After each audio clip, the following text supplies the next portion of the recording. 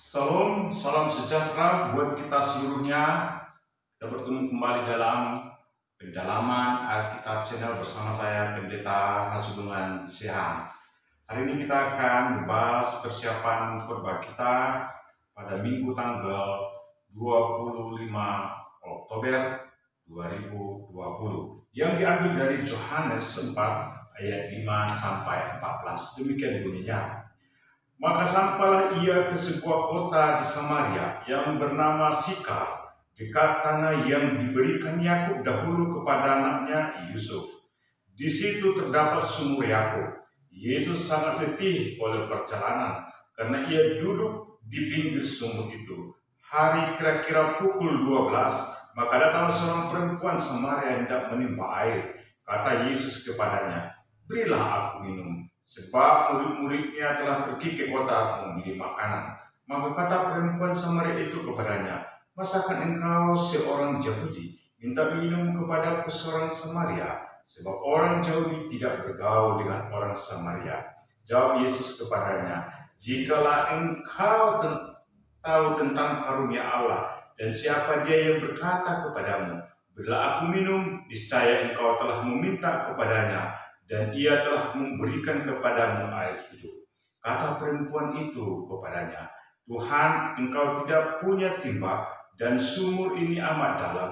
Dari manakah engkau memperoleh air hidup itu?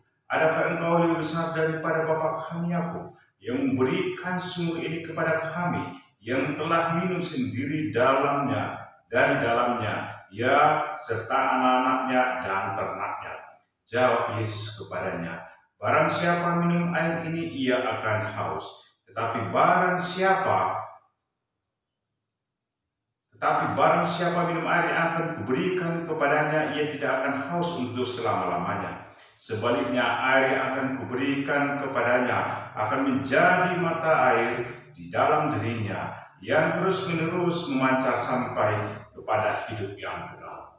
Saudara-saudari yang terkasih dalam Yesus Kristus, kita melihat dulu kitab Yohanes ini dari Yohanes 1 ayat 1. Dikatakan di sini, pada mulanya adalah firman, dan firman itu bersama-sama dengan Allah, dan firman itu adalah Allah. Firman itu diterjemahkan dari bahasa Yunani yaitu logos.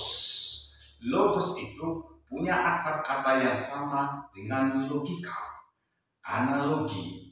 Saudara-saudara, logos bisa diterjemahkan juga dengan perkataan atau hata dalam bahasa Batak.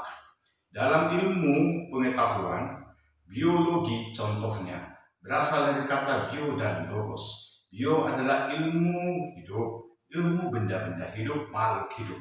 Dan logos adalah pengetahuan atau ilmu yang mempelajari tentang makhluk hidup.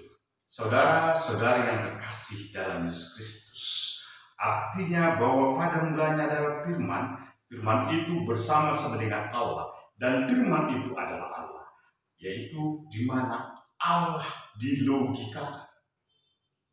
Allah dibuat menjadi logis lewat rumusan atau perkataan-perkataan, lewat pengetahuan.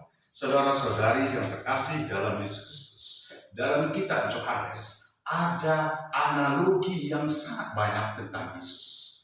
Analogi terbanyak dalam kitab Injil tentang Yesus adalah terbanyak dalam kitab Yohanes, yang dikatakan bahwa akulah terang, akulah garam, akulah gembala, akulah pintu, akulah jalan, dan lain sebagainya. Jadi ada banyak analogi yang dibuat tentang memahami Yesus supaya lebih logis, supaya mampu diterima oleh kemampuan berpikir kita yang terbatas. Oleh sebab itu, analogi adalah sejenis persamaan ya untuk melogikakan, memahami secara sederhana. Saudara-saudara, bagaimana dikatakan di sini bahwa Yesus adalah, aku adalah air kehidupan. Menganalogikan, membuat Yesus supaya mampu dipahami oleh cara berpikir kita, logika kita, perbandingan untuk memahami Yesus lebih sederhana. dalam satu sisi, yaitu tentang air kehidupan. Jadi itu adalah analogi tentang Yesus, bahwa Yesuslah air kehidupan itu. Saudara-saudari yang terkasih dalam Yesus Kristus, air kehidupan itu adalah kata benda abstrak. Saudara-saudara, banyak kata benda, ada kata benda yang konkret. Air sumur itu adalah kata benda yang konkret. Air sungai adalah kata benda yang konkret. Air danau, air laut, air hujan adalah kata benda yang konkret. Saudara-saudara, nenek moyang kita dalam sejarah peradaban manusia sering mencari tempat tinggal di tepi sungai, di tepi di mana sumber air ada. Makanya banyak benda-benda bersejarah di tempat di mana air dekat. Saudara-saudara, bahwa mereka mencari, menganggap, dan memang kenyataannya hidup ini butuh air. Saudara-saudara yang terkasih dalam Yesus Kristus, tetapi apa yang mau kita lihat? Bahwa ketika kita meminum air itu, kita akan haus kembali, kita akan mencari kembali, dan tidak akan memberikan hidup yang kekal. Itulah kata benda yang konkret itu. Tetapi yang ditawarkan oleh Yesus adalah kata benda yang abstrak. Ketika kita minum darinya, maka kita akan menemukan hidup yang kekal. Hidup yang sejati, yang tidak akan pernah lagi kita akan haus dalam kehidupan ini. Saudara-saudari yang terkasih dalam Yesus Kristus, siapakah air kehidupan itu? Kembali tadi ke analogi, yaitu Yesus Kristus. Yesus juga pernah berkata, "Akulah roti." Pada saat ini dia berkata, "Akulah air." Ini analogi yang dibuat sesuai dengan konteks yang terjadi pada masa Yesus melayani. Dia melihat perempuan itu tentang mengambil air di sumur. Dia menganalogikan dirinya dengan air kehidupan. Saudara-saudari yang terkasih dalam Yesus Kristus, begitu Yesus mencoba mengajarkan tentang dirinya supaya lebih sederhana dan lebih mudah dipahami dengan menjadi air kehidupan. Saudara-saudari yang terkasih dalam Yesus Kristus, ada hal juga yang perlu dilihat. Bagaimana Yesus berbincang-bincang dengan orang Samaria, di mana orang Yehuda tidak ada perseteruan yang tidak terbiasa mereka melakukan percakapan. Yesus menembus batas itu. Inilah hal yang sering terjadi, perseteruan antara Yesus dengan ahli Taurat, orang-orang Farisi, ya imam-imam dalam rumah Tuhan. Ketika Yesus mampu menembus batas-batas yang ada. Yesus menembus batas-batas itu supaya kehidupan itu, berkat itu, biar air kehidupan itu harus sampai kepada orang-orang yang sering kita batasi. Saudara-saudara, orang-orang Farisi ahli Taurat imam itu membatasi semua, membatasi berkat Tuhan antara orang yang benar dan orang yang salah, orang yang kudus dan orang yang berdosa. Tapi Yesus melampaui itu. Yesus menyuruh murid-muridnya untuk menuai gandum pada hari Sabat. Yesus melampaui batas itu. Yesus menyembuhkan orang pada hari Sabat. Yesus melampaui batas itu. Kelahiran Yesus ke dunia ini adalah menembus batas-batas yang ada. Dia lahir dari perawan tanpa sebuah perkawinan. Dia Tuhan Allah melewati batas supaya dia melewati batas yang ada supaya dia bisa menyelamatkan dunia. Saudara-saudara, pemberian air hidup itu, air kehidupan itu harus mampu kita salurkan, bahkan melewati batas-batas yang kita buat. Saudara-saudara, sering sekali kasih kita dibatasi oleh ajaran gereja, dogma gereja. Sering sekali kasih kita dibatasi oleh kebencian dan perseteruan. Sering kali kasih kita dibatasi oleh unsur-unsur salah.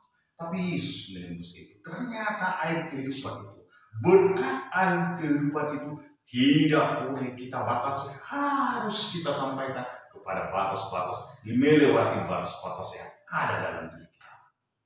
Banyak sekali saudara-saudari yang terkasih dalam Yesus Kristus. tidak lagi menganggap saudaranya. Bagi mereka yang berbeda ajaran, berbeda gereja, berbeda teologi, berbeda dogma dengan gereja. Bahkan orang mampu terpisah dari orang tuanya hanya karena berbeda gereja, hanya karena berbeda ajaran. Saudara-saudara, Anda yang sudah meminum air kehidupan itu harus memancar. Dikatakan harus mengalir dan memancarkan.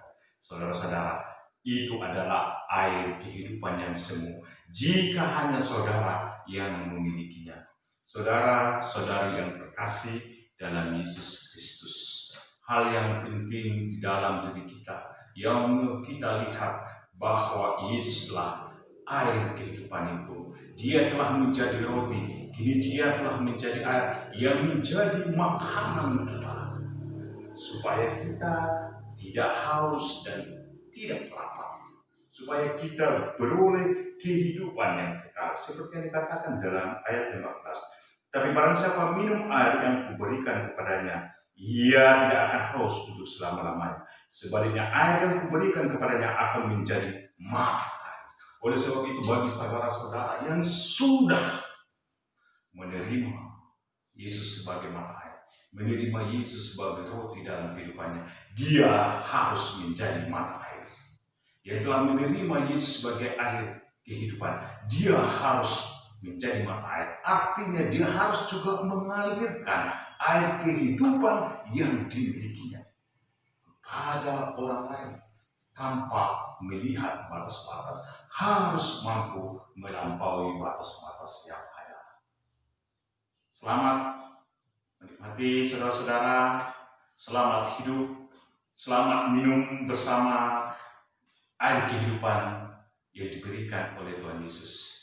Semoga saudara menjadi mata air kehidupan. Salam, selamat pagi, selamat sore, dan selamat malam dari saya Pendeta Hasbungan Siang. Salam Markipas. Dah.